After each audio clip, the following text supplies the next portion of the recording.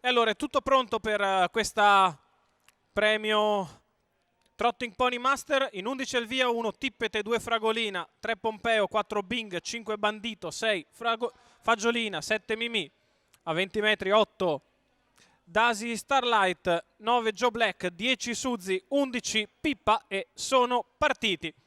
Con molto veloce il numero 4 di Bing con Luca Franceschilli che cerca di prendere il comando. In seconda posizione c'è Fragolina con Luca Vianello e sono disposti a ventaglio sulla prima curva con in vantaggio Joe Black con Logan Braidic che vediamo sollecitare il proprio pony.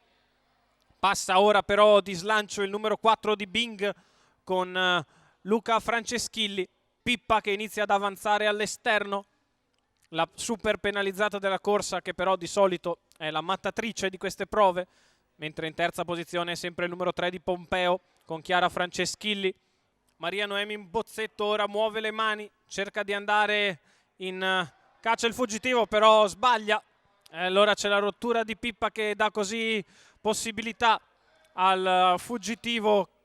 Pippa di nuovo sbaglia, allora c'è Suzy che può così provare ad allungare, ci riprova Pippa che va ad apparigliare il battistrada, il quale prova a respingerlo ma sbaglia anche lui e così Pippa in vantaggio fino in fondo.